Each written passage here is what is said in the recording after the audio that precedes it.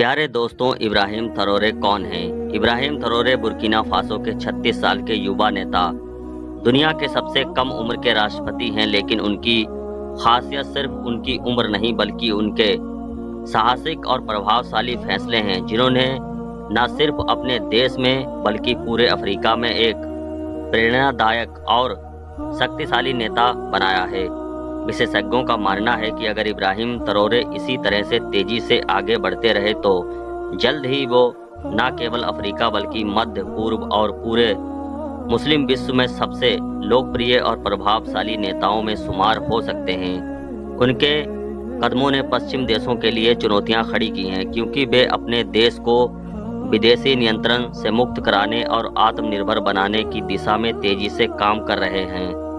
आइए हम ये समझने की कोशिश करते हैं कि आखिर इब्राहिम ट्रैओरे में ऐसा क्या खास है जो उन्हें इतना असरदार बनाता है और क्यों उन्हें पश्चिमी देशों के लिए खतरा माना जा रहा है।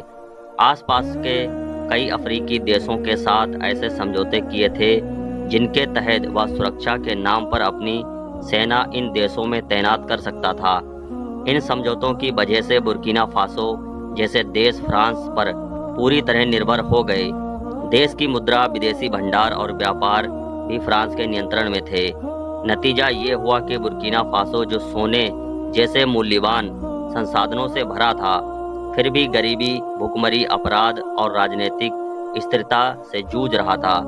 देश का 80% निर्यात सोने से आता था, लेकिन इसके बावजूद लोग गरीबी में जी रहे थे क्योंकि उनका अपना संसाधन उनके काम नहीं आ रहा था। इन हालातों ने लोगों में गुस्सा भड़काना शुरू कर दिया। 2010 के दशक से देश में राजनीतिक अशांति बढ़ने लगी। अलग अलग समूहों ने हथियार उठा लिए और हालात बिगड़ते चले गए।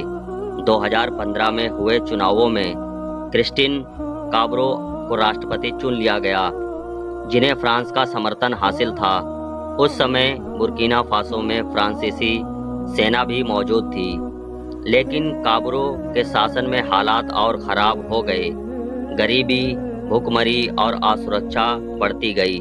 आखिरकार जनवरी 2022 में बुर्किना फासो की सेना ने देश की बिगड़ती हालत का हवाला देकर तख्ता पलट। उन्होंने क्रिस्टियन काब्रे को हटाकर देश का नियंत्रण अपने हाथ में ले लिया। इस तख्ता पलट का नेतृत्व एक सैन्य जनरल पॉल हेनरी दमीबा ने किया, लेकिन दमीबा भी लोगों की उम्मीदों पर खरे नहीं उतरे। उन्होंने ना तो लोगों के लिए किए वादे पूरे किए, ना ही सेना को आधुनिक हथियार और संसाधन उपलब्ध करा सके। सेना के जवानों को वेतन तक समय पर नहीं मिल पा रहा था। नतीजा ये हुआ कि सेना के ही कुछ वरिष्ठ अधिकारी, जिन्होंने दमीबा को सत्ता में लाने में मदद की थी, उनसे नाराज हो गए। मात्र 8 महीने के बाद सितंबर 2022 में सेना ने एक और तख्ता पलट किया। इस बार दमीबा को हटाकर एक नए नेता को सत्ता सौंपी गई और वो नेता थे इब्राहिम ट्रैओरे।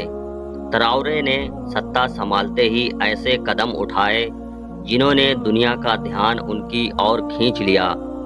सत्ता में आने के कुछ महीनों बाद जनवरी 2023 में ट्रैओरे ने फ्रांस के साथ बुर्किना फासो के रक्षा समझौते को रद्द कर दिया। ये एक बड़ा और साहसिक कदम था जिसने पूरी दुनिया को हैरान कर दिया। शुरू में कई लोगों को लगा कि फ्रांस जैसे शक्तिशाली देश को बुर्किना फासो जैसे छोटे देश से बाहर निकालना आसान नहीं होगा, लेकिन ट्रैओरे ने न सिर्फ समझौता रद्द किया बल्कि फ्रांस को 1 महीने का समय देकर अपनी सेना को देश छोड़ने का आदेश दिया। फ्रांस ने भी ट्रैओरे के इस कड़े रुख को देखते हुए चुपचाप अपनी सेना बुर्किना फासो से हटा ली। ये ट्रैओरे का पहला बड़ा कदम था जिसने अंतर्राष्ट्रीय मीडिया, खासकर पश्चिमी मीडिया का ध्यान उनकी ओर खींचा और वहां अफ्रीकी नेताओं के सामने पश्चिमी देशों के उपनिवेशिक सिस्टम की आलोचना की। उन्होंने फ्रांस का नाम लिए बिना पश्चिमी देशों के शोषण पर निशाना साधा रूस के राष्ट्रपति व्लादिमीर पुतिन से मुलाकात के बाद रूस ने बुर्किना फासो की सेना को प्रशिक्षण और सहायता देने का वादा किया। रूस ने अपने विशेषज्ञों को बुर्किना फासो भेजा ताकि वहां की सेना को आधुनिक प्रशिक्षण दिया जा सके। इसके अलावा रूस ने भविष्य में और सहयोग बढ़ाने का आश्वासन भी दिया। तराउरे ने अपनी सेना को मजबूत करने के लिए चीन से सैन्य वाहन खरीदे और तुर्की से ड्रोन लिए, जो बुर्किना फासो की सेना को देश के भीतर मौजूद विद्रोही समूहों से लड़ने में मददगार साबित हुए।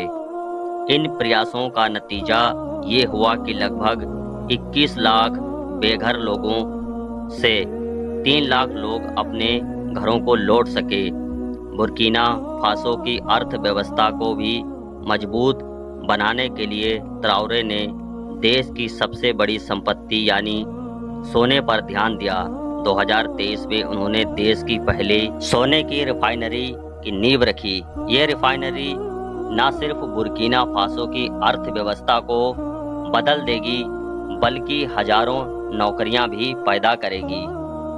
इसके अलावा उनकी सरकार ने विदेशी कंपनियों से सोने की खदानों के परमिट छीन लिए और 2 खदानों को राष्ट्रीय कर दिया, जिनका मालिकाना हक पहले ब्रिटिश कंपनियों के पास था। जानकारी अच्छी लगी हो तो वीडियो को लाइक और हमारे चैनल को सब्सक्राइब करें।